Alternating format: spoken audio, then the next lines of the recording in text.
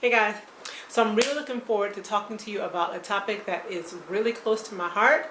I've been getting lots of questions about it through my comment section, and I know a lot of you are wondering about it. I'm excited to get into this discussion, so let's go. So a lot of people have asked me what it's like to live overseas, how they can get started in the process, what are some of the details that people don't know about, and I am here to give you the goods. Can we just take a moment and talk about the gloriousness of my twist out right now? This twist out right here. So I wanted to do something different because I was tired of my two-strand twist out. I've just gotten back from Croatia a few days, well, like a week ago now, and I had a twist and curl, but I need to re-moisturize before I wash, and so I didn't want to have curls in my hair that I had to then re-roll. So I decided to try a three-strand twist. I felt like I was in a slump with styles, kind of checked out my styles, style options playlists, nothing stood out to me, but then I remembered that three-strand twist I've been seeing around YouTube lately, and I tried one, and look at this. Loving this definition. I hope that y'all can see it. The way I've decided to approach this isn't so much specifically about my own experience. I'm not going to tell you the details about how to get started living in Israel. I want to talk today more about how to move overseas, what you need to expect and how you need to mentally prepare yourself for living in another country. And that doesn't necessarily mean moving from the United States to somewhere else. It could be moving from Canada to somewhere else, from England to another country, from Thailand to another country. These things are relevant wherever you go, wherever you're coming from and wherever you go. They're the kinds of things that you should consider when you're traveling. Okay? Let's get started. Okay, the first thing you need to think about is why you're going. What are you going to do? Are you going looking for work? Are you going to be a student? Are you going as a volunteer? All of those things are relevant. So first thing you need to consider is what you're going to be doing. Why am I going? What am I doing in that place? Next thing you want to consider is whether or not you have a strong interest in the place. If you're going somewhere and you're actually moving overseas, then it's really important to know something about the culture, not just as a passing interest. You'll have a more enjoyable time if it's a place that you are really interested in. So I would encourage you to learn a bit about the culture, the food, try it out. You know, if you're in the United States, at least, there are many different cities with lots of restaurants from around the world. See if you can get the food from that country, or if you can go online, find recipes and make it. Try to find out a bit about the beliefs in that country. Are they particularly religious? Are they not? What religions do they follow, if they are? What is the social dynamic like? What are the relationships between families like? Do they have large families, small families? Does the extended family live together? Find out what the climate is like. Are you going to be cold half of the year and hot half of the year? Is it going to rain all year long? Watch movies about that culture. If there are movies that are produced in that country, watch them. If there are movies about that culture, watch them. Try to learn the language if you can, or at least a little bit of it. If you're not fluent, try to go and find online resources that can teach you a few words in that language. You can find really great resources at libraries sometimes, but try as much as you can to immerse yourself in that culture before you leave. And that way you won't feel as awkward and uncomfortable when you get there, because you will feel awkward and uncomfortable at first, even if it's just a little bit. So you've done your research, you've learned a lot about this country, you're really excited about it, and you get off of the plane or the boat or however you get there, and you're immediately hit with sights and maybe smells and sounds that you maybe weren't expecting. You're kind of hit with the cacophony of noise and all this kind of input that's shocking to you. Welcome to living overseas. Now your experience may be the opposite. It may be very calm, it may be very quiet. More than likely though, it's going to be a bit overwhelming and it's going to be different. My rule of thumb, my motto is that different is not bad. It's just different. Different is neutral. There is no value judgment or statement placed on different. It's just that. It's just different. So you, when you first get there, will more than likely go through culture shock. And it's so different that it's shocking to you. I mean, that's a really simplified way of explaining it, but you have to get used to the differences. You have to get used to the different way that people speak to one another, maybe the facial gestures, the way that traffic flows, the way that people eat, the mannerisms, the times of day that they eat.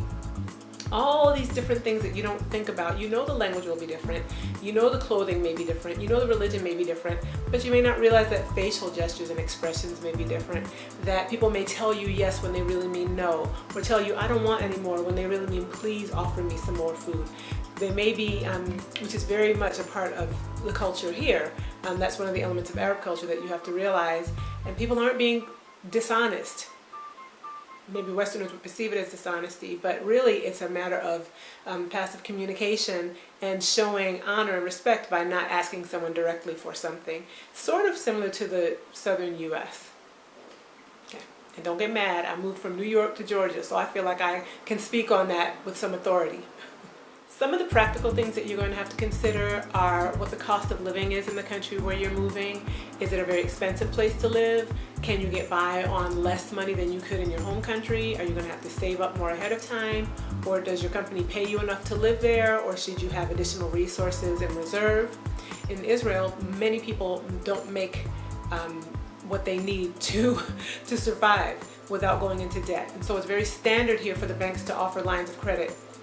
That's just a normal part of people's banking lives, that they live off of their lines of credit. If you're a student, then you won't have any standard or any static source of income, because in most countries you can't work if you're also a student. You're usually there on a student visa, and with a student visa you can't work outside of the school. You might be able to work on the school grounds in some contexts, but usually you can't make an income that can sustain you. If you're going for a job, as we did, then you work out with the company whether or not, or what your income will be and what it will cover, whether or not they're going to provide benefits like insurance or housing, and so you don't get as high of an income, but you get the benefit of housing and health care. That's a factor that is very important to consider. If you're going as a volunteer, then clearly you're volunteering, so you won't be making money except for maybe a stipend to buy food or to travel around the country and see things on your off days. So as a volunteer, and as a student, it's really important to try to have some money saved up, have some money that is in the bank. In most places around the world, you have some stopping point at which you can retrieve cash from a bank machine. A lot of the countries around the world now, pretty much everywhere you go, is modernized. If you can fly into an airport, you can get cash from a machine and then start your travels with cash. If you do that and you're going backpacking, for instance, I recommend hiding your money on your person somewhere, but you really need to consider having cash or having access to money for however long you're going to be there so that you can live, especially if you're not going with work and you won't have a steady source of income. So you need to think about the cost of living in the country where you're going and whether or not it's really affordable. If you have children, you need to think about what you want to do with your children. We have 2 children, and so we had to consider whether or not we wanted them to be schooled in English, to be schooled in Hebrew or Arabic, if we wanted to homeschool, if we wanted to put them in schools. We had to consider all of those things. What kind of social environment did we want them to have? What kind of relationships with their peers did we want them to have? Are you going to enroll them and involve them in sporting activities, in music lessons? How are you going to go about making sure that this is a very positive experience for them as well? Security considerations are something you need to think about as well. Obviously, we live in the Middle East, which is a very volatile region of the world. We have felt nothing but safe since we've been here, even during the times where there were skirmishes or battles or even mini wars. There's a system in place, things that you do when tensions are heightened. But you need to be aware of the security of the region. So you need to keep in mind before you go someplace whether or not it's safe, what the State Department from your country has to say about it. Research that kind of thing before you go. If you get there or when you get there, make sure that you register with the consulate or embassy of your country so that you can receive regular updates about security situations and about the procedures that you need to follow in case there's an emergency. Expect to stand out. I know that might seem disconcerting, but if you're thinking about traveling or living internationally anyway, then you're aware of the fact that you're going into a different context, a different culture, someplace that is not familiar to you. So you'll stand out whether or not you look different or behave differently. It'll be one of those things. Be prepared for it. Don't let it throw you, even though it may be a little bit disconcerting. After a while, you'll learn the ways of the place where you are. Now, if it's a physical difference that causes you to stand out like mine does, then that part of it will never go away. So you need to just kind of mentally accept the fact that you will stand out. And you know, I tend to joke about it, make light of it, make fun of it, and that takes some of the pressure off.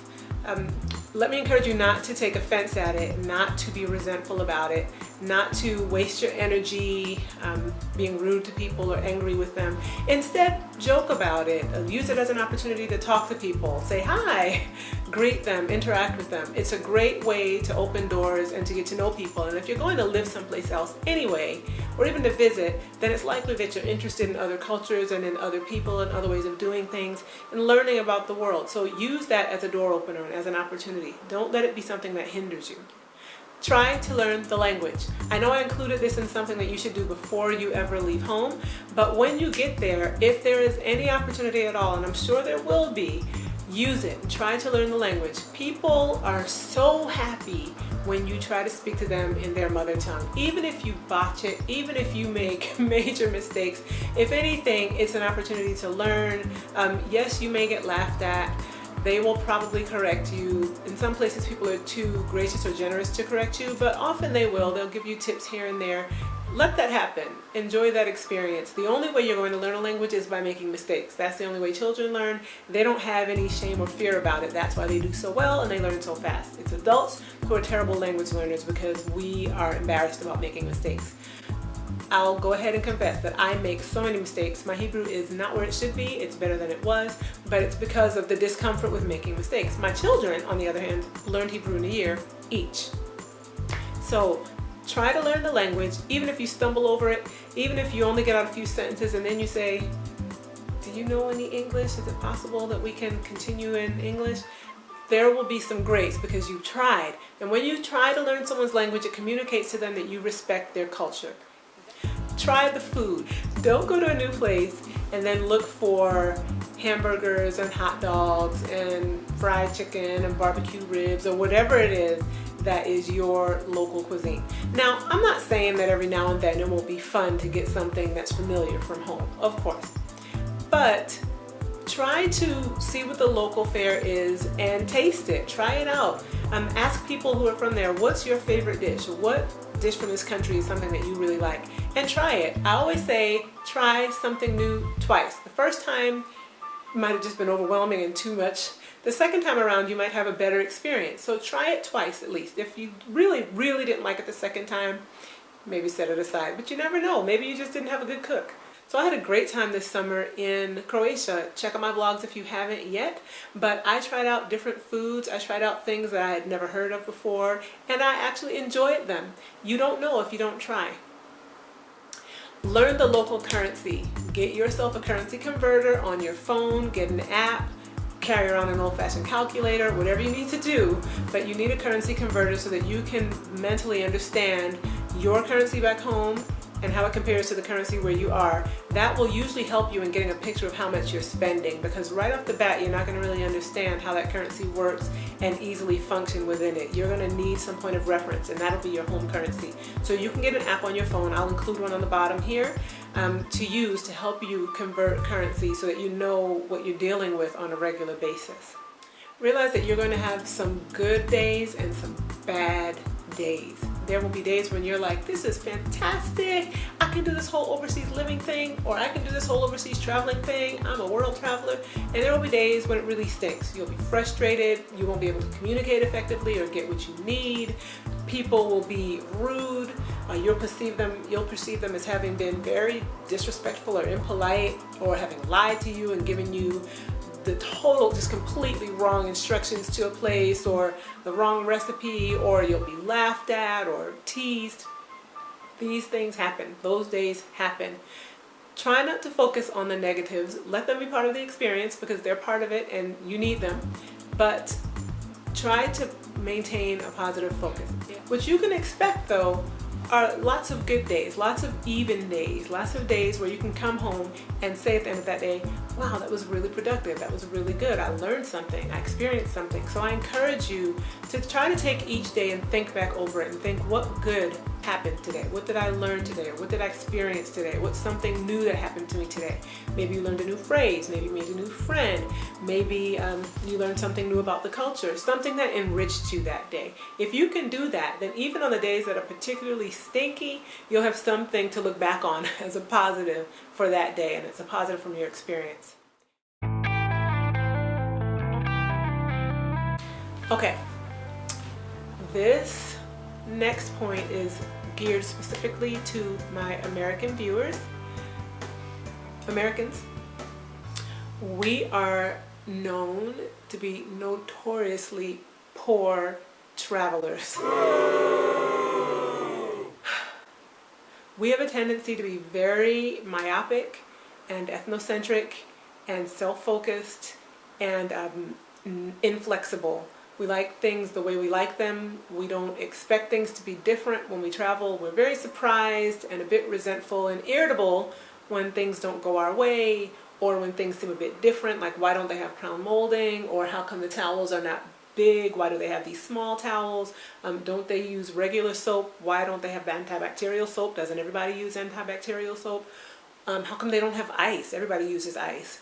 We have a lot of everybody does this type of phrases. Now that isn't specific to just Americans, but we tend to be the ones who travel and take that with us.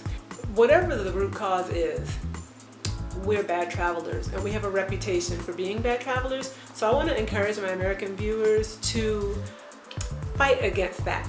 Okay, let's break that mold. Let's have a good attitude and be good travelers and represent ourselves well. So that means, you know, even though you may think it, don't be quick to voice a complaint. You see something that's different, you see something that doesn't go the way you want it to go, or looks different, or looks, maybe it frustrates you, or it looks odd. Don't be quick to point it out and say, what's wrong with this? Why are they doing it this way? Our natural reaction is to say, because we do it the other way, and obviously it's better, but it may not be better. I won't belabor the point, but I will say be mindful about being sensitive and not being quick to speak complaints because something's different. Okay, another thing about us Americans is that people say we're very loud. We're very loud, very loud. We talk like this when we're at the airport or in a restaurant and everybody can hear us. It's obvious that we're loud Americans, because that's what we do. It's one of those things that you can see people at restaurants kind of looking like, they're the Americans.